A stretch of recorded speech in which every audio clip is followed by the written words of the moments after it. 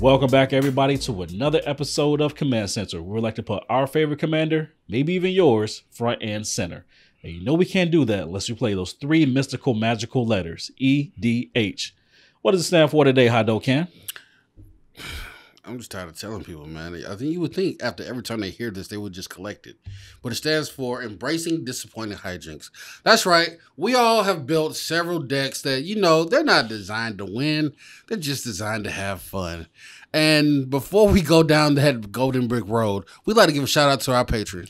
That's right. We always want to give a shout out to a patron when they join the Mana Squad. And today we are repping Riley Gerberick.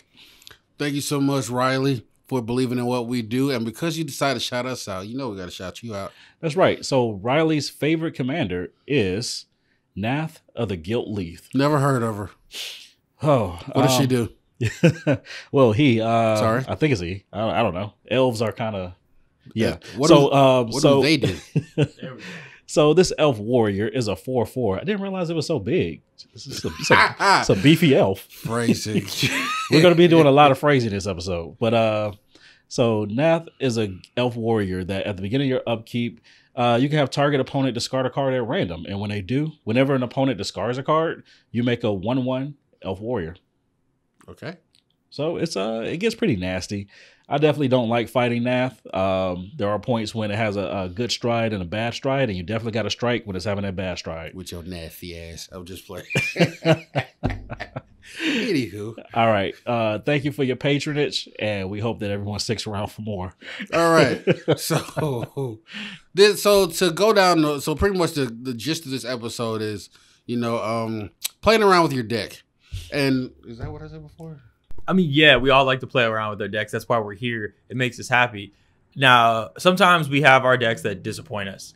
We put thought and time into them, and we just practice, or sometimes we think they're going to win and they just don't. Sometimes we don't care. We're just trying to do something. And it just comes up short. So basically, we're talking about some of our favorite decks to pilot, and, we don't care if we win with these for the most point, but most of the time they lose anyway. And who wants to go first? All right, the biggest loser at the table, Ken. Go ahead. All right. Throw this laptop. One of the decks that I've been piloting, it's actually been reconfigured a couple of times, is my Brea deck. And I know what you're saying. Brea loses? What? Its win ratio is pretty low, but the reason is I refuse to put cards I refuse to put the Infinity Gauntlet in there. Okay, I can put cards in there that make Brea off the chain, off the meat rack. I'm talking like literally steak floor. But you know what? I don't want to do that. I can make her raw and uncooked like sushi meat, but I don't want to do that because that ain't fun with nobody. My favorite part about Brea is just dirtling through cards, getting through a couple of artifacts here and there, and you know what? Just stopping people's plans. Like I'm like a Batman villain. Like I just show there just to poke with stuff, and I'm eventually going back to Arkham. But I'm just out there just to start stuff. Yeah, pretty much. I remember the last time I fought your Brea deck. I think there was a Bruna, the mailed angels, Eldrazi angels. Yeah, I just was like, wow. What? I just threw that in there for slits and giggles. Like, I wasn't being serious with that deck. But, after you get kicked in the sack a couple of times, you like, should I turn the volume up? Should I put some subwoofer action in there? But I'm not going to do it. Should you let that bass thump? Yeah, no, put that treble in it. But I'm going to keep Brea where it's at because it's still fun. It's still a fun deck. It's still a fun deck to pilot. Yeah. I'll go ahead and take the next one.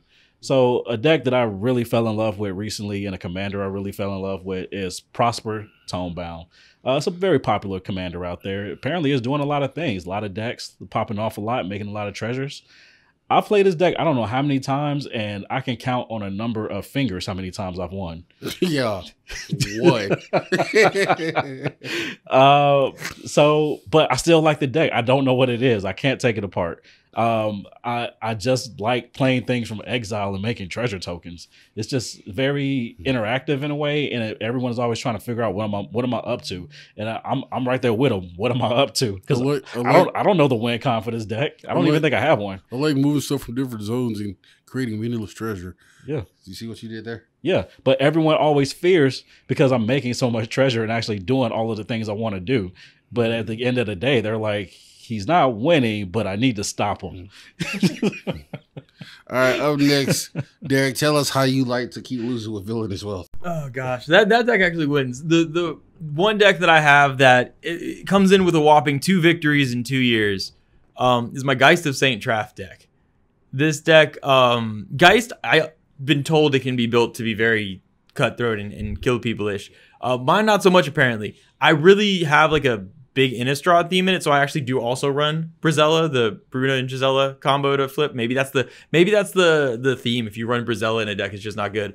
But I can't break my Innistrad theme from it. I need to have a certain number of Innistrad cards, and I've found that the deck just on a good day might be able to take out one person. Yeah, it never. I remember I played it for like a month straight one time where it was the only deck I would play because I was like determined to be like figuring it out. I went 0 and like 45 that month. It was a rough time. A very long dry spell. My deck did not do what I needed it to do. It came up short quite a bit. I saw this deck lose to a deck with only lands in it, and I'm not even talking utility lands. I'm just talking about basic lands. Basic lands. So somehow he milled himself out. It was disgusting. But it's still one of my favorite decks. I love it. I will break it out at any given time with no expectation of winning, but maybe I meld a Brizella. Maybe I just get my little spooky guys with a bunch of swords to poke people with, and just have a little angel flying in from above. I don't know, but it's still fun. It just, to me, winning with Geist is just getting a bunch of swords on it and getting to punch somebody for a lot.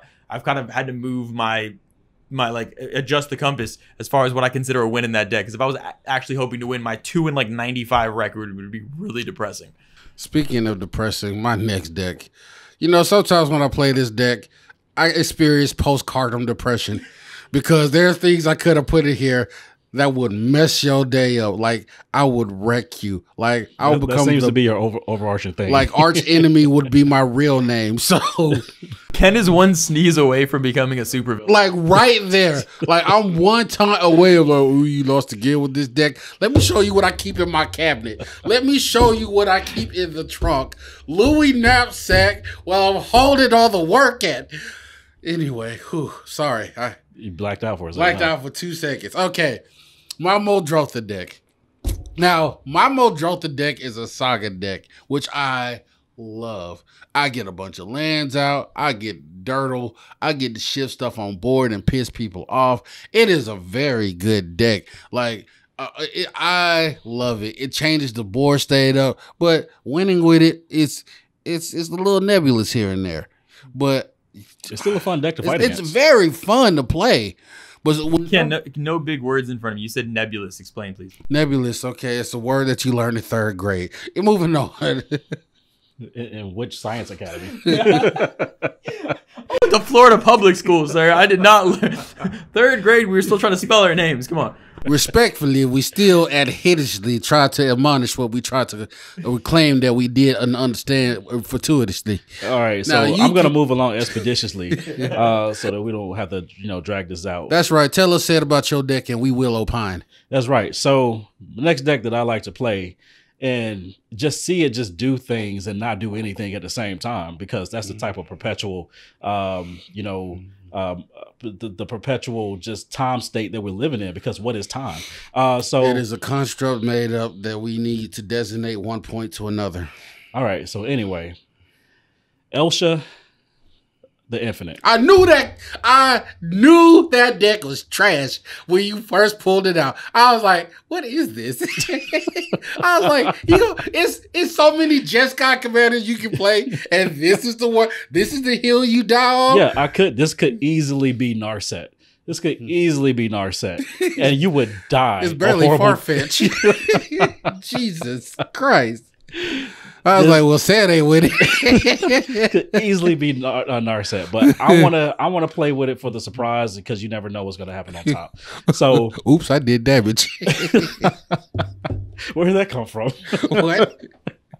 So Elsha herself is, I barely even use her as far as like for combat or anything, but it's a 3/3 gem monk. But basically I use Elsha to play non-creature, non-land spells off the top of my library, and I'll always know what's on the top of my library because really I'm just playing a bunch of instants and sorceries because at the end of the day, the only card that I truly want to play is Spellweaver Volute, which is the secret enchantment commander within the deck, where it says that you can enchant a graveyard and you can cast, whenever you play a sorcery spell, you can copy an instant spell that's enchanted onto Spellweaver Volute.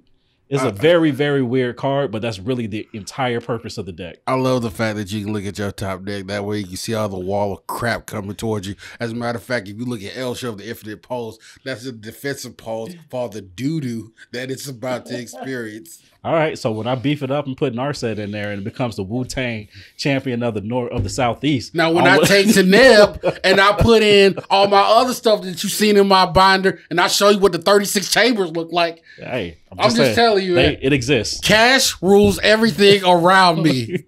You don't know. That's pretty much the barrier of entry when it comes to playing Commander. Cash. So that's my crappy deck that one day I hope will actually pop off one day. I don't know. Maybe hopefully another Jeskai commander comes along and just says, hey, this is the commander for you. But until then, Derek, let them know what's your disappointing Wait deck. a second. I think I know which commander this is. Okay. It's your lands deck. That one wins a lot. No, Titania actually wins. That's the deck I've had to power down a lot because it was like winning too much. Yeah.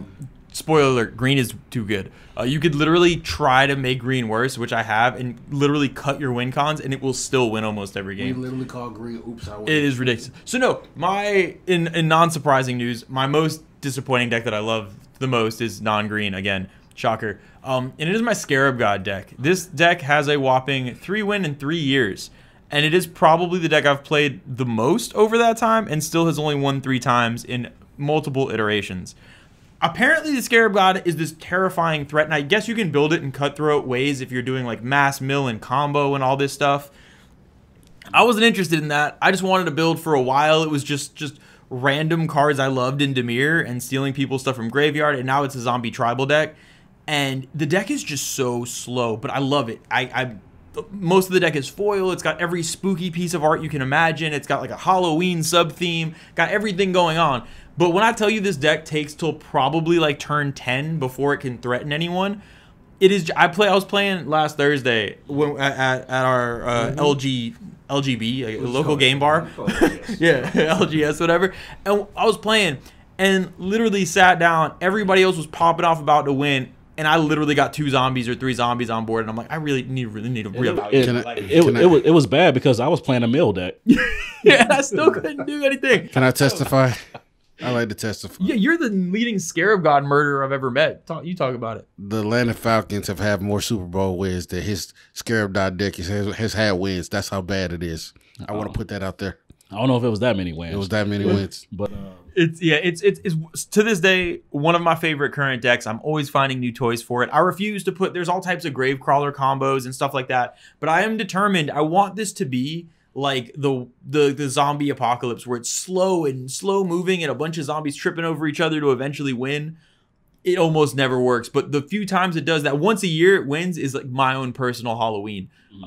And I love it, but it's not. Doesn't do what I thought it was. When I first put Scarab God together, I was like, oh damn, this is gonna be like Titania Part 2. I'm gonna be winning all these games.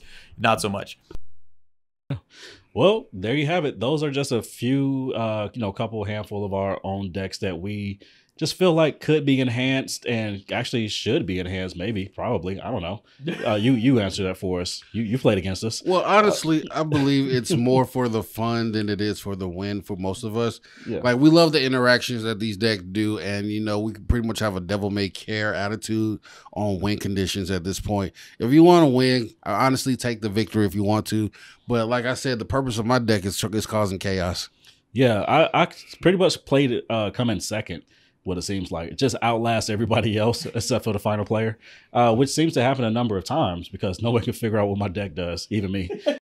I feel like you get mini game. Like, I love every deck I build has a mini game in it, to where like there's a way that I want to win. So like in Geist, it might be to have like 4 equipment on the Geist at any given time. Or in Scarab God, I want an All Hallows Eve, which is like my favorite card ever. I want it to resolve. I don't care what else happens. If I can resolve that, that's like a little win for me. So I know in a lot of my decks I do that, but I feel like we all kind of have that in common with our decks where it's like we're trying to do something that is completely unrelated to progressing the game sometimes while progressing the game. Yeah. Now, some of my other decks just designed to ruin your soul. That's true. I literally break into your grandma's house and fart in her face while she sleeps. Like, that is the whole part. It is about to be as rude as she can. Like, I rewrite your birth certificate. Like, I am your father. Like, that is the whole point of the other decks. Now, this deck, have fun. This one, pee in the soup bowl. If any of these cards we mentioned you actually want to put in your deck or want to build strategies just to durdle, why don't you check out local affiliate link at the bottom, TCG Player.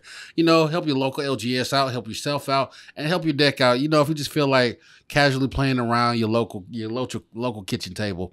And at the same time, if you want to experience some of these decks, why don't you guys join us out? We go to Utah for the grand event at the summit. We'll be there. We'll be dirling around. And if you want to get a free win off of us, good luck, because I'm bringing the other decks too. That's right. I'm bringing that fire, that heat. I'm talking about Dyla inside of a Dyla, inside of a mixtape, inside of your soul. Goodness.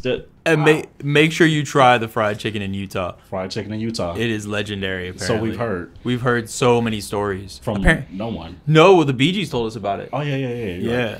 Right. True story. I'm not in none of this. We'll tell you about that later. But also, if you feel like that you have a weak deck game and you feel like you need to step up your deck game, at least you can look fly while you're doing it. So go ahead and check out our other affiliate link with Into the AM. As our homeboy Hadoken always says, in space, they can't hear you scream, but they can see your drip. That's right. And especially if you have that weak deck that could use some improvement. But, you know, that's neither here nor neither there. But at least look good with Into the AM. But that's pretty much it. We're going to wrap it up right there. We want the listeners to jump into the comments. What do you kind of value with some of the decks that you feel like underperform, or maybe just do exactly what they were designed to do? What type of enjoyment are you getting out of that? Do you feel like it's healthy for the format? Let us know. And what's stopping you from unleashing the God hand that's in your binder that can make them oppressive? I'm talking about Limburger cheese inside of a stuffed elevator oppressive. I'm talking about, you know what, there's only one sandwich at the Chick-fil-A and the line that's wrapped around the building. That oppressive. You trying to start fights. All right, so I think we can cut it off there before we get everybody all too rowdy. Enjoy us next time, and until then. How'd y'all let me wear an inside-out shirt for 2 episodes?